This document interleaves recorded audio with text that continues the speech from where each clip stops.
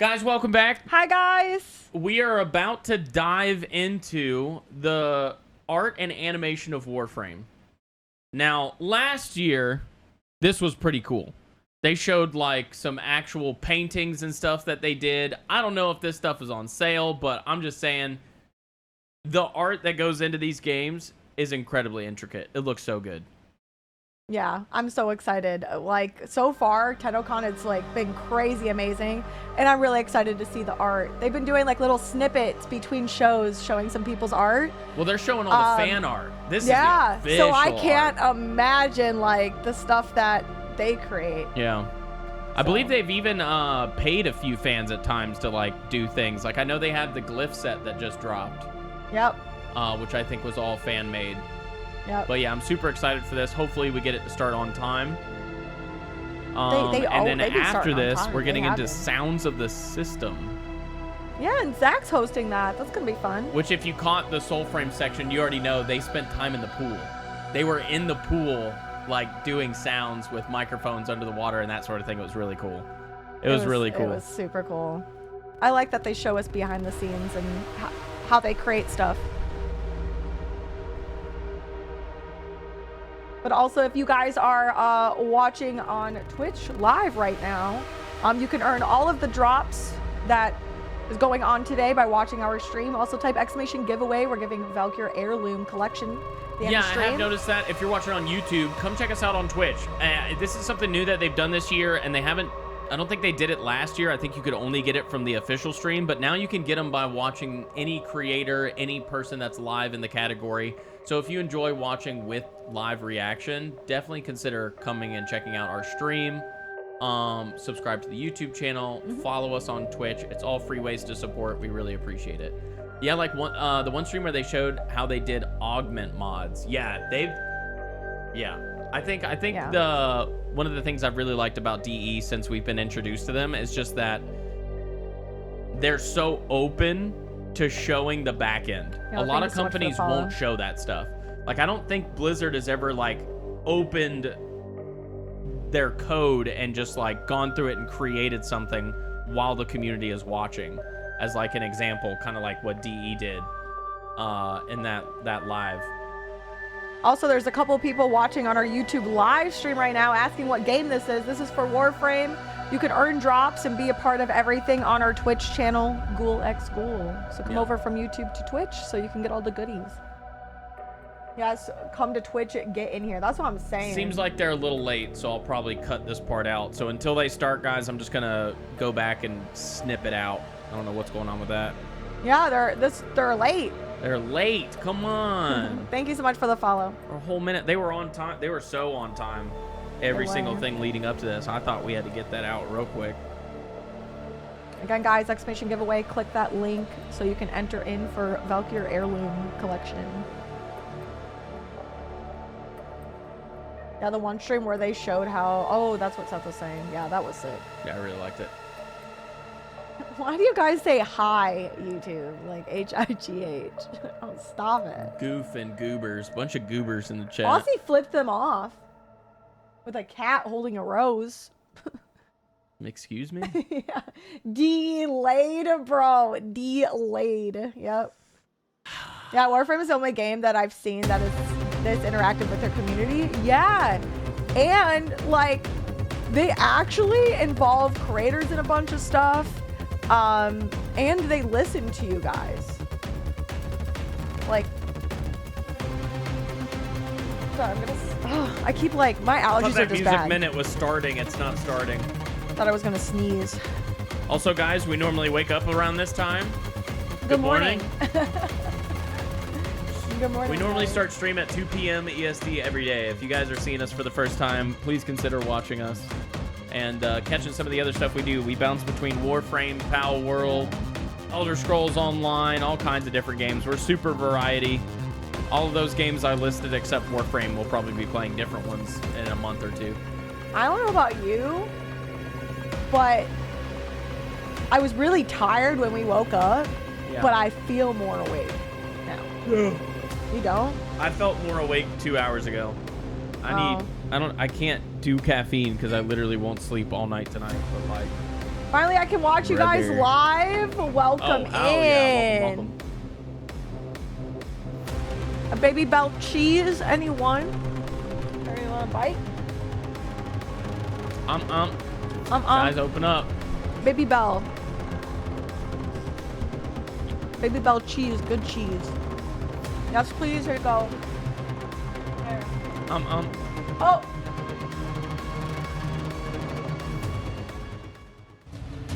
Ooh. Here we go. Ooh, cheese. Sorry. Oh. I'm going through it. I touched the cheese to my camera lens, and I just dropped my baby bell cheese on my desk. I'm eating it anyways. I'm going through it.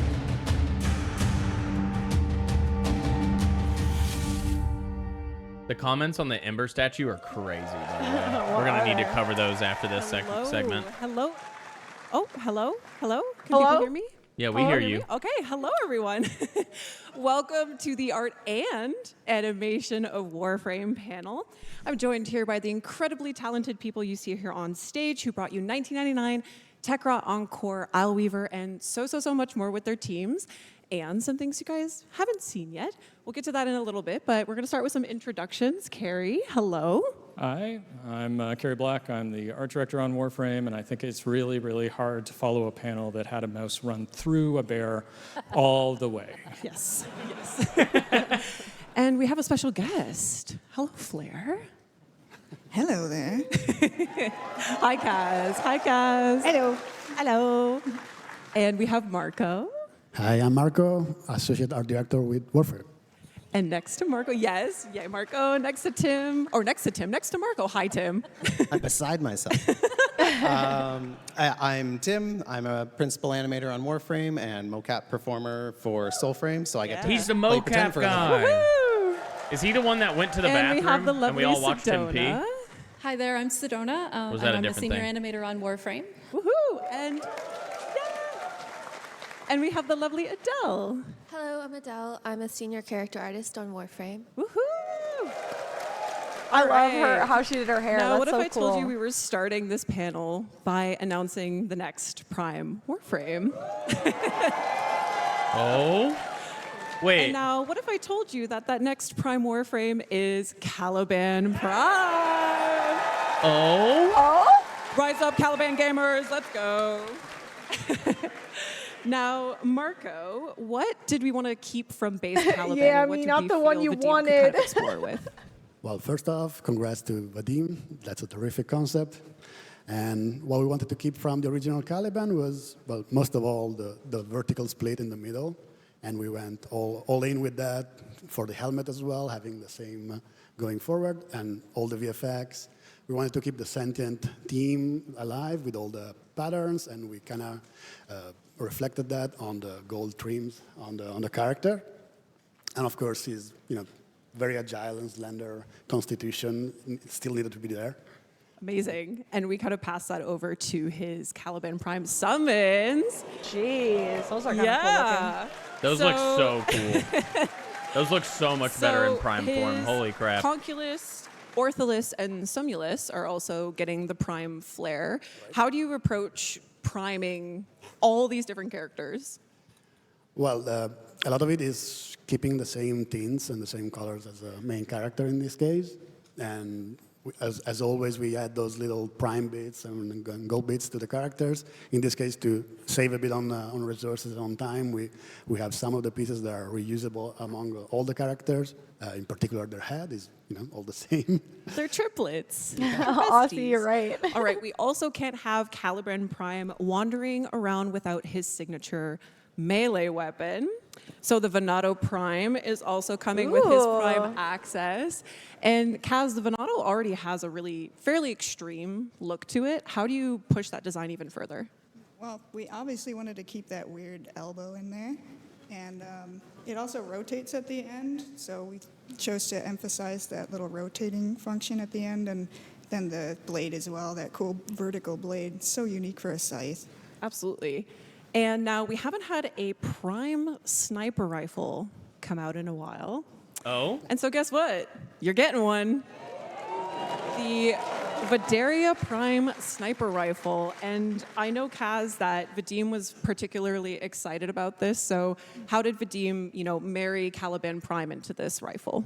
Well, first of all, he's been pitching a sentient sniper rifle to me for quite a while now. So we finally found a cool place to put it in. And I mean, it just so happened that he was also concepting the character. So he brought some of those elements in, like you've got the golden rib cage kind of area on it. And if you look closely, there's a cute little sentient eye. Aw, look at that little guy. Yay, Vadim, you got your Prime sniper rifle. All right, now that we've gotten a little glimpse into our future, we're gonna go to the past, to 1999, and more specifically to the Hex Quest. And Tim, a lot of mocap went into this quest. Actually, quite a bit. I'm curious how many hours and sessions. Yeah, so every time we do a mocap session, all the data gets recorded into a folder with that date on it. So we went and counted up the folders we had, and we had 14 folders. So that means 14 mocap shoots.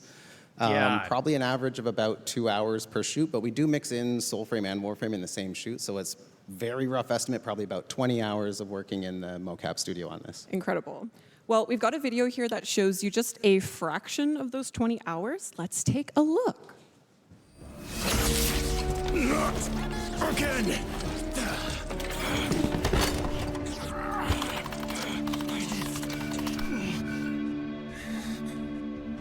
Bro could have actually typed something. We never knew. Bastard! Didn't the bastard doctor warn you?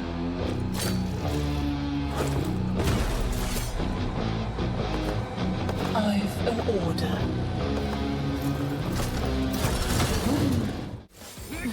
That's so cool.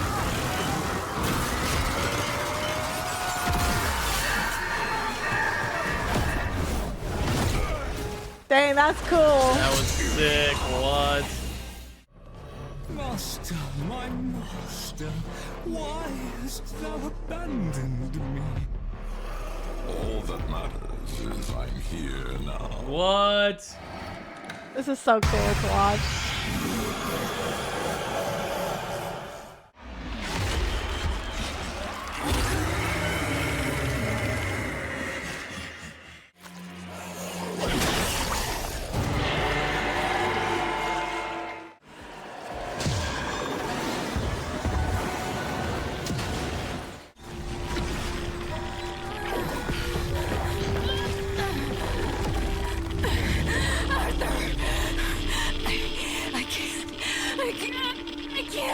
She gonna do her eye pop thing?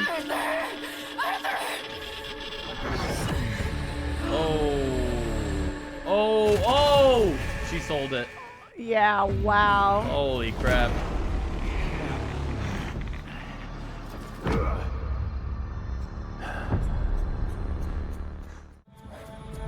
Not the Amazon Prime box.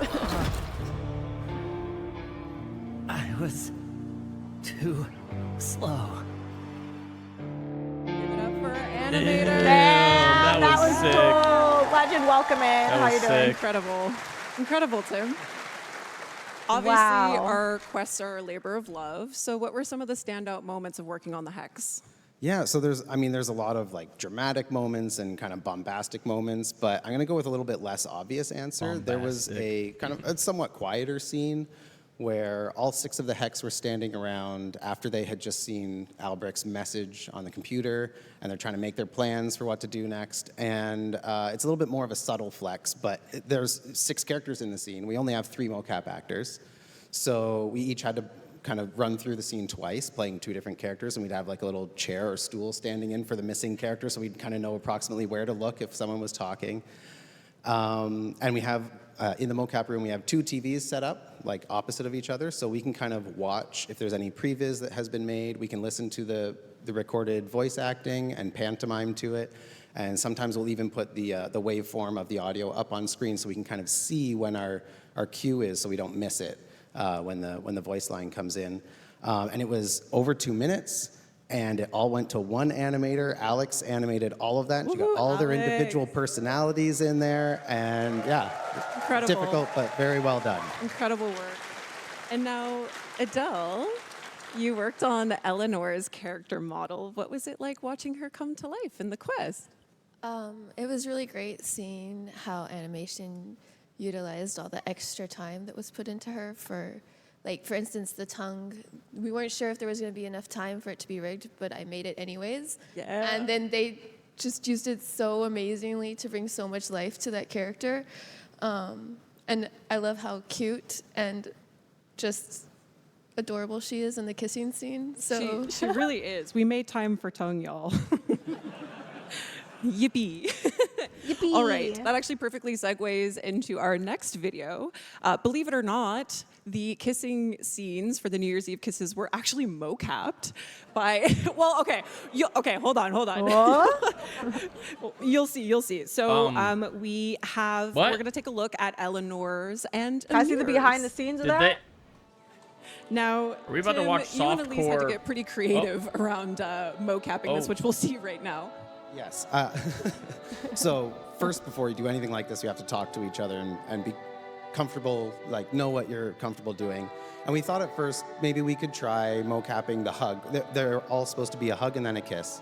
And we thought, well, we could maybe hug and then we'll just fake the kiss because it's animation. Mocap is never the final product. There's always a ton of manual animation that gets done after the fact. So we were confident we could just add that in and make it look believable. But it turns out that, like, He did so good hey, with that. buddy, good to see you again, because we're good buddies, is not the type of hug that we needed. And so we were like, we can get into it a lot more if we stand beside each other, kind of just look out of the corner of our eye and react to each other. And so that's what we did. And we just kind of, afterwards in animation, merged it together, got the physical contacts working and stuff like that. And you did share a really lovely story. That's about crazy that they're Amir's both going smooch through a scene. divorce right now. I can't tell so, why. Oh my Amir gosh. is so, like, he has to psych himself up a little bit. Oh, man. And then when he does, finally, he's like, okay, I'm going to do it. He, like, maybe overdoes it a little bit. And so he, like, very dramatically whips off his glasses and does a little twirl and everything. He's a bit extra. And so we thought, well, that one's not too steamy. We can actually mocap that one. And then it turned out, oh, no, we still couldn't because we don't know how to dance. So whenever there's dancing in Warframe, I don't do the mocap. As you know, Oh, I just take credit, Danny, man. Octavia, boy band, Sokolowski.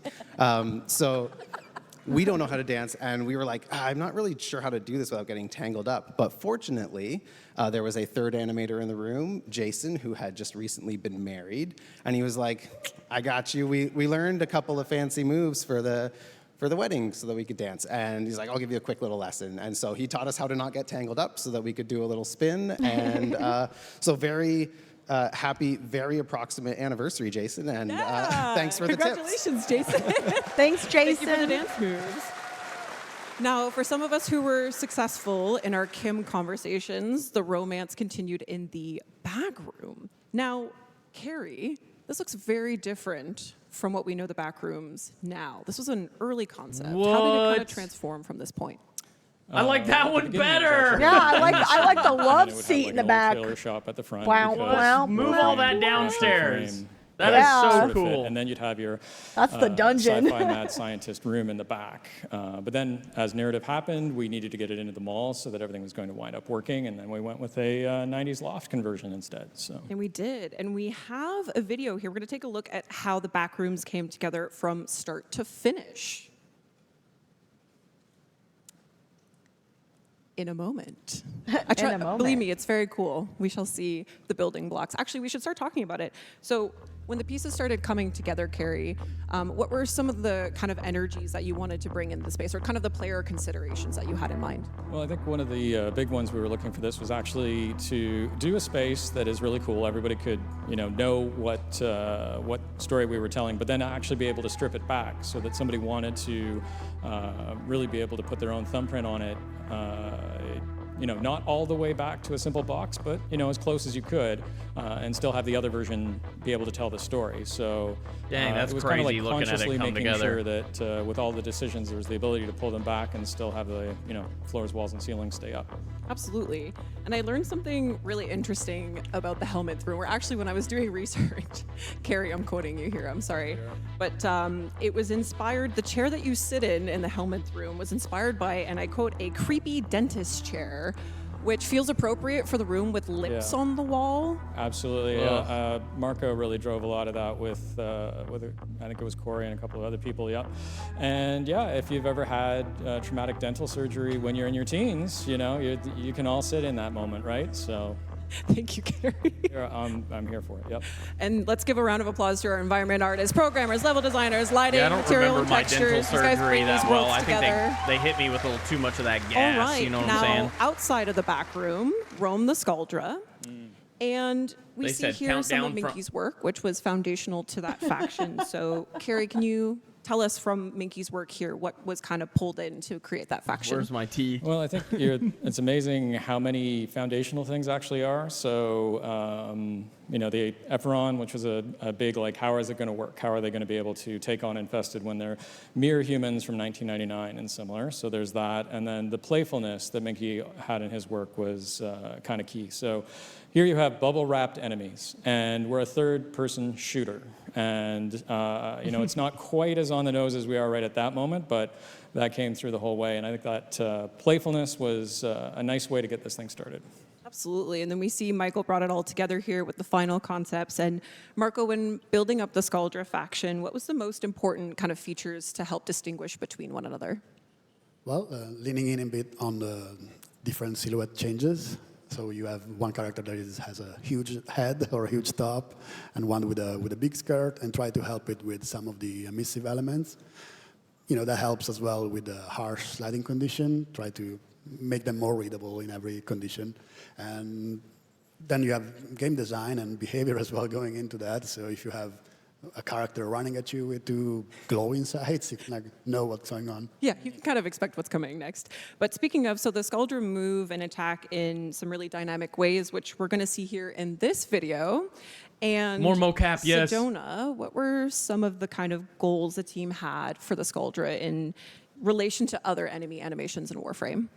Yeah, so just to preface, I have been working on enemies since the Murmur alongside Scott Johnson. And the Murmur were crazy hard, and because we didn't have anything to work off of. And so when we got over to the Scaldra, one of the things we said is we need to not go that crazy again. We should use some of the 10 years of existing gameplay animation to try and make our lives a little easier.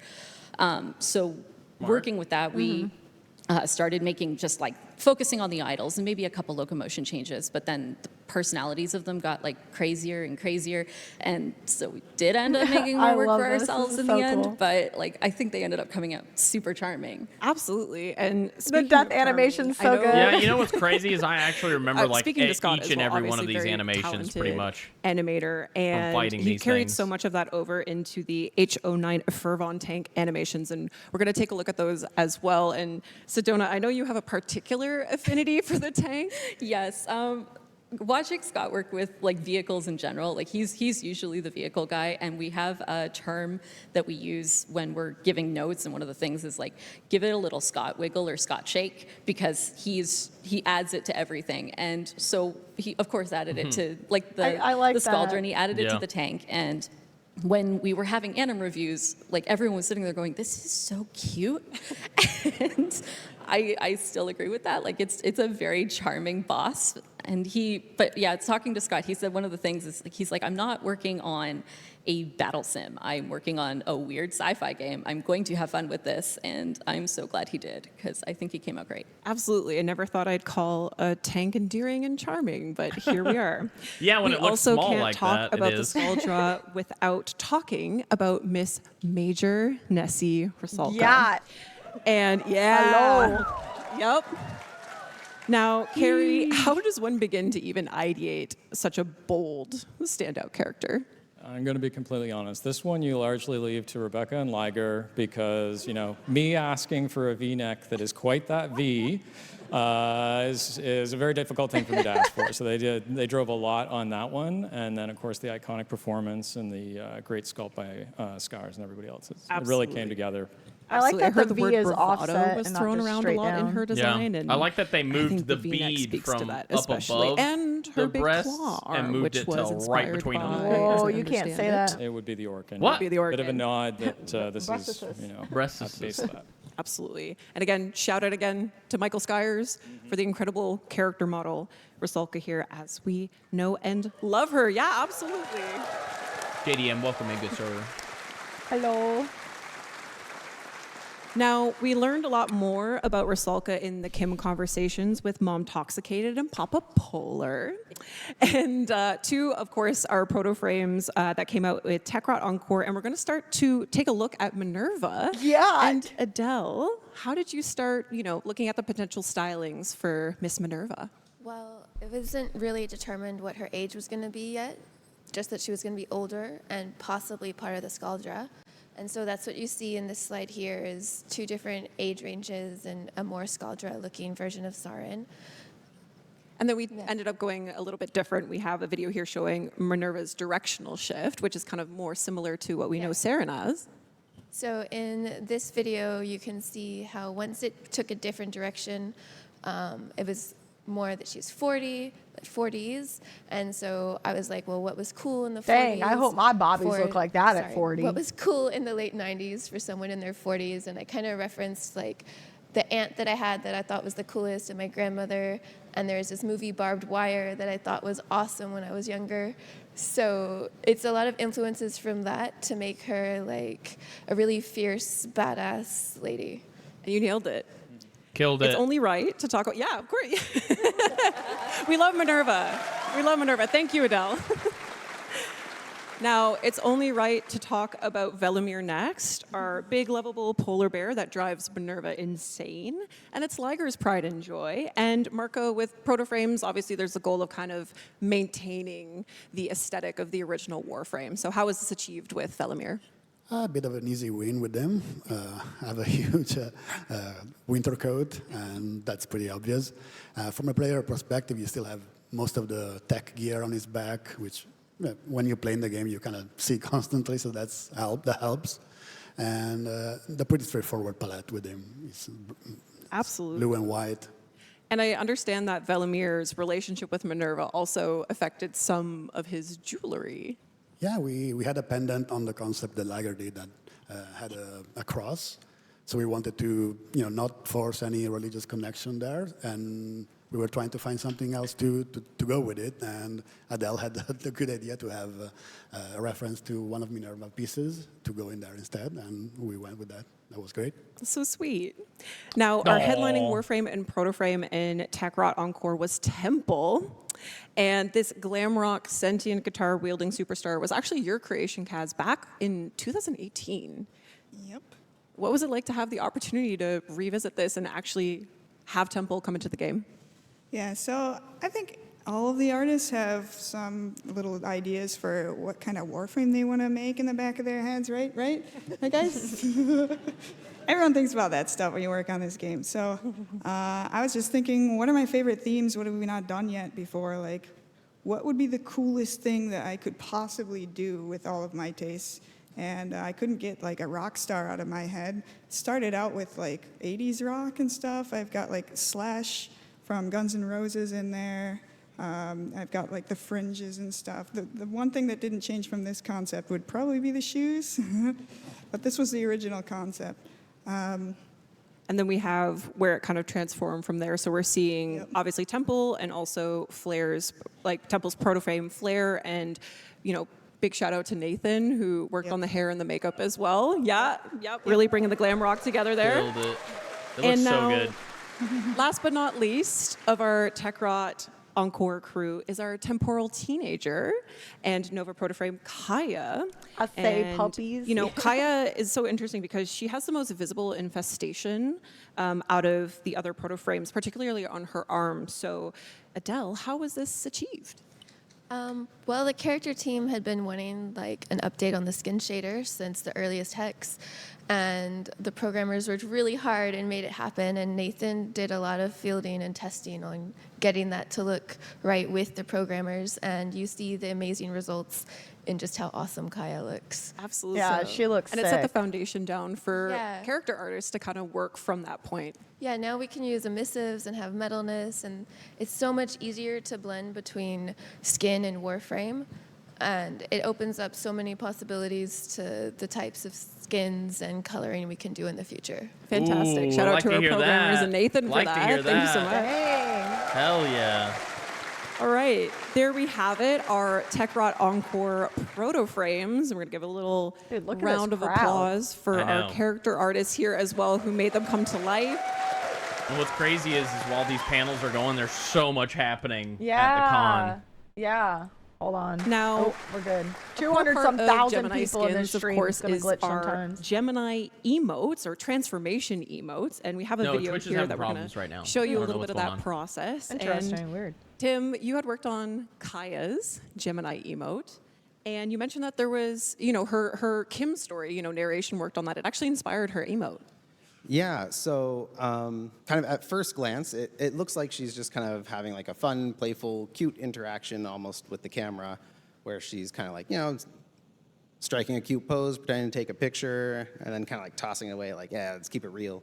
But like, for those of you who have taken the time to get to know her a little bit more, you might know her backstory, and what you might see is someone who's like taking their power back, and she's kind of giving you a warning. She's like, I'm keeping my eye on you, and if you try anything funny, I will kick you to the curb so fast your head will spin. And she's not having any of it, and she's just very cool, and I'm glad that she's Dang, she's it's feeling so that way cool now. to see I like agree, the start to And I the know, finished product. Sedona, you had also worked not only on the Hex emotes, but also the Techrot Encore emotes. And what was the kind of process of creating the Encore emotes? So when emotes were first announced, like the Gemini emotes, seeing the one at like TennoCon at the beginning, we were like super excited to like get started with them. And Elise always did something like extremely extra with hers, and that just sort of paved the way for us to kind of go, oh, well, maybe we'll do that too. And so we end up having like a lot of fun on them thanks to that.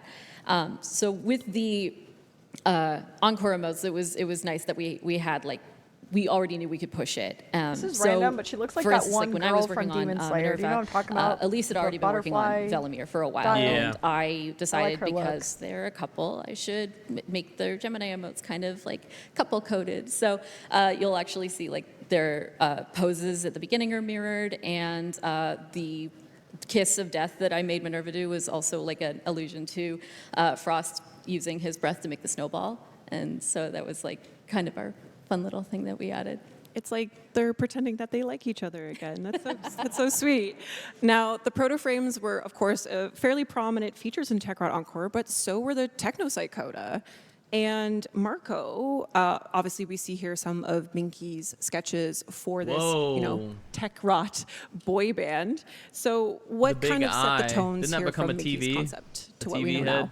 Well, he had the neat idea to have facial features be the prominent thing there, and we kept some of that, mixing it with the behavior and the characters of the original human boy band, and mix some of the 90s gadgets in Lion, there as welcome well. in. How you doing? Hi, Lion. Welcome. So you in. have the frontman, which has a big mouth in the chest, kind of a big mouth in the head as well. Has a microphone stuck on the back of his head if you get close enough to look at it. Dangerous. Yeah, and the Packet, being the more nerdy guy, has the video game console stuck in the chest, and swapped his four eyeglasses, the 4 eyes, for a big one. Fabulous. And then, of course, from Minky's fantastic work, we had our character artists bring them to life. So thank you to our character artists for our beloved boy band online. We love them dearly. And then cool. from there, the animation team got to work Well, it's not on a these TV, it is an characters, eye. giving each member some truly gruesome charm. We're going to have a look at them here now. Sedona, they obviously have such unique personalities. And how did you go about creating such diverse movesets between all characters? So I'm assuming like everyone's started to realize that like we're pretty 50-50 split in regards to when we're using keyframe and when we're using motion capture, and we try to find the path of least resistance in every case. With the boy band, because their setups were so diverse and there were things that just didn't seem really feasible to do, the whole boy band is completely keyframe animated. There's no mocap whatsoever, and just because like they're so absolutely out there, especially Zeke, as you can see. This was Jay Baker who worked on him. Zeke was initially supposed to Dang. float, and he wasn't supposed to have so many arms. And Elise requested a few more before being pulled off to go work on cinematics, and so Jay took over and He did killed an it. absolutely What the fantastic hell? job. I don't know how he That's does it. I need to keyframed, guys. ask him. That's like stop motion he's animation. fantastic. Yeah, he's fantastic. Yeah. Imagine That's having crazy. passion for the game that you're working on. Now, from the That's Technocyte Coda, crazy. the Coda weapons were Insane. born. And Kaz, which of the Coda weapons did the team have the most fun making? Well, that's easy. All of them are fun. It's always fun to work on infested stuff because they're their own little creatures. They're kind of characters in their own right. Absolutely, and I know you in particular worked on the Coda Motovire, which was kind of this amalgamation of vehicles and different parts. Motovore! Wanna Speak a little Oh, bit more on that. Yeah, that one's She based said it on wrong. a scooter. I had like 2 particular models in mind for it. Maybe and I you said it approximated wrong. it here and there, and yeah, we wanted to get 3 different damage types visible on it, so we did 3 different. Oh, we have another heads, and Rebecca. There was a bunch of different ideas about like how we would do that. Like, is it going to be a scooter? Is it going to be a blender? Is it going to be a wild washing machine motor, like in the videos where they throw the rock in it and it just goes crazy? I ended up with scooter because I guess I had motorcycles on the mind. Yeah. And then we ended up calling it the Pizza Cutter eventually. Yes. I like Bloodborne. Ooh. Hey, yeah, there you go. Shout out. Yep. And then, of course, our weapons artist took it all the way and created our fantastic Coda set of our fantastic Coda weapons. Now, we had a little interim moment between Techrot Encore and Isle Weaver, and that was our magical water girl, Yareli Prime. And we have a little behind the scenes of the Yareli Prime trailer that we're going to take a look at now. And now, okay, Tim, tell us how you guys made this happen. Yeah, so we knew with Yareli we would have to have K driving, so that meant it was going to have to be outdoors. And we knew she had an affiliation with the Vent Kids, so it was going to have to be the Orb Valis, and the Corpus were going to need to be the enemies. And we knew that she was kawaii, so we had to make it a little bit anime opening style. We got magical girl transformation, a little bit of like limited 2D animation, and like I thought lower they said frame they rates, couldn't which was a fun Yeah, challenge. Pretty good dancing live. right work there. to do less frames, believe it or not. Our engine wants to smooth everything out to Yeah, like that's 60 my frames a guess, second Lost or Pro. higher, and we had to kind of like What force Kent it to said. obey our faked lower frame rate. And thank you to the tech anim department who had to re-rig all the cloth for us to be able to hand animate just for specific shots in the cinematic. Because like in that game he it's all did run it. with cloth simulation that runs at real time, and so it wouldn't obey our fake lower frame rate, so we had to keyframe it.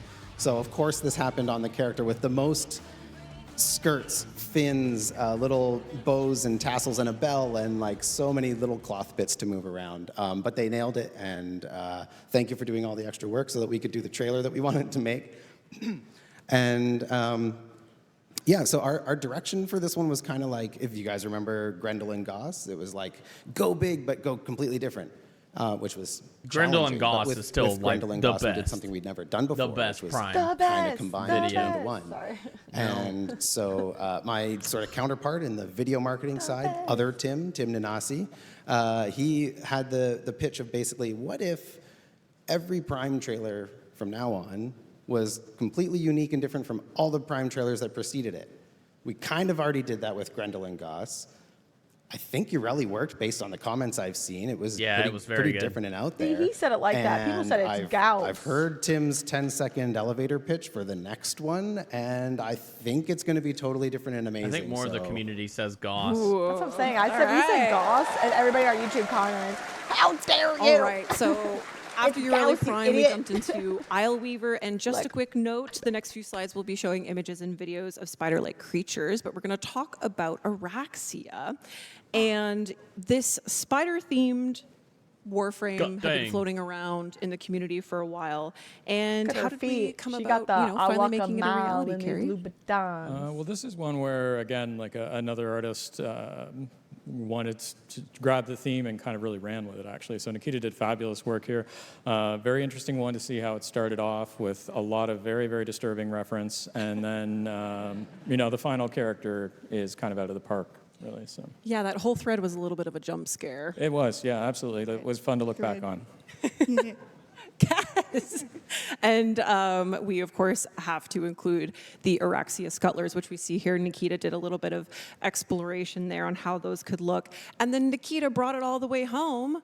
God, they did made so her come good to with life the art as design. the of Warframe this. that we So know and sick. love today. Yeah, it looks and, so good. Needs to be You a know, a really villain in a standout movie. characteristic of Araxia is her silken stride ability, where she literally walks on spider legs. And Sedona, I'm just so curious. How? I don't know. No, seriously, like with Warframes, usually like a lot of animations are shared between them, specifically with locomotion. You have like a set skeleton, this is what you work with. And Araxia kind of threw that all out the window. So she's got a whole new set of animations that we kind of had to like figure out how to make So work and cool. play nice on these spindly little legs. And this was, again, Scott Johnson and Jay Baker and Eric Stoible, who, again, like it was a team effort. I don't think we could have done it without that the like death animation? everyone What coming was that? together for this. Yeah, something like also, that. yeah, kudos to Eric on the Scuttlers. He did such a good I job. wonder They're so whose cute. idea it was to Wow, give just incredible. 4 long legs We also like have that. a new 'cause it's such a enemy good idea enter since Duviri the arms in and legs of Isleweaver, the Unseeing Warframe end up making a Herald. total of 8. And, you know, another Minky concept. This is actually part of a bigger kind of Murmur exploration that Minky had done. So what was kind of the deciding factor in bringing the Unseeing Herald into Isleweaver? Well, I was actually like talking with Pablo, and you know, he had an idea Pablo for mentioned. an interesting character to try, which you know maybe someday we see, maybe we don't. But trying to get something that was ranged into the mix was kind of the gist of that. And then in the back corner that we hadn't used yet was this guy, which is all right. Well, we can do something with a mouth, and then it kind of kept going. Yeah, and it kept going into this. And Marco, how did we get from Minky sketches to what we Whoa. see here? Whoa. We wanted to Trying keep to kiss? the same idea of the big anatomical parts that it's pretty common in the wall elements, and kind of go home with it and try to make it stand out from the other enemies in the Murmur faction. Definitely stands out, Marco. Welcome To in, give it a Minnie. good, How you doing, different fam? silhouette, behavior again works well there. But yeah. Absolutely. And then Sedona, you had the honors of bringing this Murmur mouth into action. And how do you even begin to animate something like this? Well, I was lucky enough to have a lot of experience working with the Murmur already. Any floating Murmur enemy was animated by me, essentially. And so... Woohoo! Yeah! Sedona! Claim that. But yeah, I love people asking me to animate a weird little guy, and I believe he falls into this category. So my goal every time with the Murmur was try to upset the animation department with it. And so I think he's charming, but others might not agree. I understand. Do you guys think he's charming? Yeah. Absolutely. All right, so something we haven't shown yet is a Dang, that deluxe looks so skin. cool in the finished product.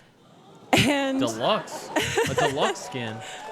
Yeah, a lot of people have been annoyed at me for this for apparently about 10 years now. So. yeah, this one in particular is very special because not only was it shown on DevStream number 79 in 2016, it is also another Minky project, and also, Carrie, you had worked on it as well. Can you take us back to that time and what the experience was like working on it? Well, that's a bit of a lifetime ago, but yeah, I can. We 9 were years ago, looking that's at crazy. Zephyr, who was at the time a rather relatively noisy Warframe. So standards have changed with time, and we were seeing so with a deluxe, let's do something that's maybe a little bit more clean and see what some influences might be. So there was some 5-star stories, and then how can you have that be with a tribal theme, and then some kind of classic Warframe in the mix and everything. And yeah, it was a little crazy because I did actually have her walking around in the engine 10 years ago, and it's taken a while to get to next steps, but We've arrived, and she will be walking in the engine. We're really excited to share that the skin has been revisited, and in memory of Minky, it will be part of the rewards for this year's Quest to Conquer Cancer campaign in October. Oh! And there she is. Yo! And there's Finally. booty! Look at that. I know that little Little. peeky weeky And she's booty. absolutely stunning. Little We sneak included peek some of back those there. Conquera elements into her. And what was it like to revisit this Blast from the Past with Olina? It was interesting. It was like maybe a little bit too personal at times because, of course, Minky was one of the most important people I've ever worked with, and a bit of a mentor. So actually, happily, Marco was able to work with Elena and do a lot of the Conquera elements in the end. And it's a very cool piece in a lot of ways because you have people that were touching Warframe things like 20 years ago, if you look at some of the early sketches from Minky, and then me kind of in that middle part, and then somebody who is really, really young relative to me, who almost hasn't had Warframe in their life, or not had Warframe in their life. So it's a lot of interesting hands having touched this piece. Absolutely, which makes it that much more special. Absolutely, yep. And another thing we haven't shown yet is Well, if everybody's already a new touched it before Warframe. me, maybe I don't want it anymore. Oh my God. And Minky's influence continues with the Devil Warframe. Whoa. What? Excuse me? What? The Devil Warframe? Bro, if this guy doesn't get the coolest story, what? Yeah. Look This at the is tail even. Obviously a layout of Minky's exploration into this theme. And can you tell us a little bit more about how we kind of are entering the territory of a Devil Warframe? Guys, this is I big. guess, This actually, is big. He Huge. wasn't apparently super comfortable with having his sketches often seen, which is something I didn't know until relatively recently, which is a bummer because there's a lot of them. But I mean, there's just so much energy in his Look at the pieces. There's weapon. actually 2 pages It's actually a of these. pitchfork. And Rebecca and I got trident. to have conversations with him, several times a year, sort of thing, and have him do really big, impactful pitches. Like a Warframe was a part of it, but a lot of the kickoff to get us towards That's a 1999 threak. as well. So It's a Three. trident. can't really say enough there. But yeah, I mean, it's A just fork has 4. a great, exciting theme. A little ironic for like the nicest person that you could ever hope to meet to have this be their last Warframe. But it's really cool, and it's turned out super, super well. Yeah, and from that absolutely. I don't know. I just looked it God, up. that looks so I just cool. looked up Pitchfork Devil. That's what it looks like. Yeah, I know. I'm just saying it's classified as a trident. So the team landed on They this even wrote particular trident sketch on the sketch. to continue on I just saw into weapon. this I missed that. final concept Whoa. piece by Oh, Sergey. the colors are so good. Thank you for not going like scarlet red and you went the deep blood Yes, red. this Thank looks so you. much better. Oh, and the greens and the oh Marco, my gosh. I it know looks Look that at the so good. flame wanted effects. to It looks like it's Yeah. going to leave maintain as flame much as footprints behind. Minky's That's original design sick. as much as possible, and tell us a little bit more And I about like the that process the of feet working look like- with Sergey like on this. Smash. Whoa. Keeping the original sketch in mind. Was Chill. absolutely Hey, I don't priority judge around there, here. and, We don't Sergey judge. did a terrific I think job there is a completing, thing in, like- design, working around with it, giving the back view. Wait, and- dateable question mark? Yeah, I'm the just only kidding. little touches that I we think there added is a was thing in little the TennoTech elements to Bible it, some where it's metallic like trims, but Satan the tries original to soul of tempt the men. concept is still there, and yeah. Absolutely, and we So see the instead of cool God as a woman, flames the coming devil's a off of the woman? heels. No, And no, maybe no. try to distance a bit from devil's still a guy. Amber and Chrome, the color of the flames or where the flames were coming from. Well, I'm tempted. I mean, look at his We should try booty to right keep that there. They nimble, cooked a little bit on that devil look booty. That was crucial to the original sketch. All right, Seth, Absolutely. we get it. So, for clarification, We get It's a what you're man saying. in high our heels. next That's all I'm gonna Warframe, say. It is a new Warframe to come. I know. Don't worry, that means that there's another one. It'll be worth it, guys.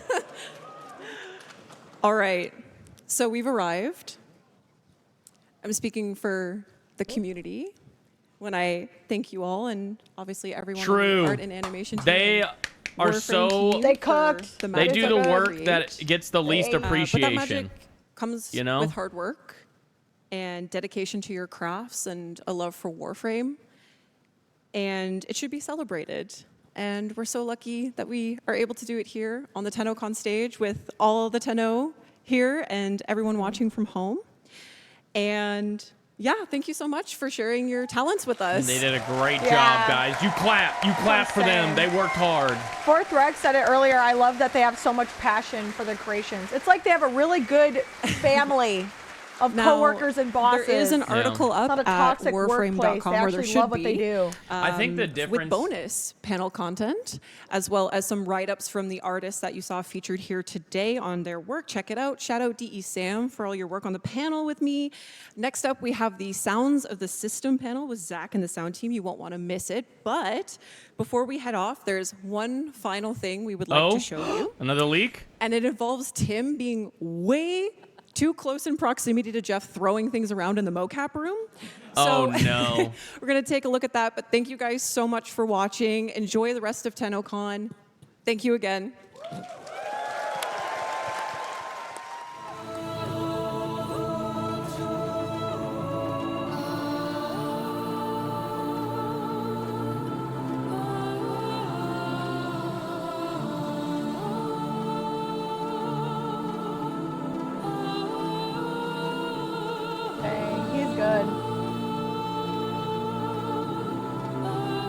Oh, that looks like so much fun. What the heck?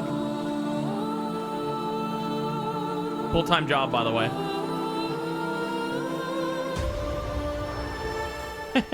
What I was gonna say is I think that what really ends up happening at DE that doesn't happen at bigger companies is that they give the artist the job and then they say, okay, go do it.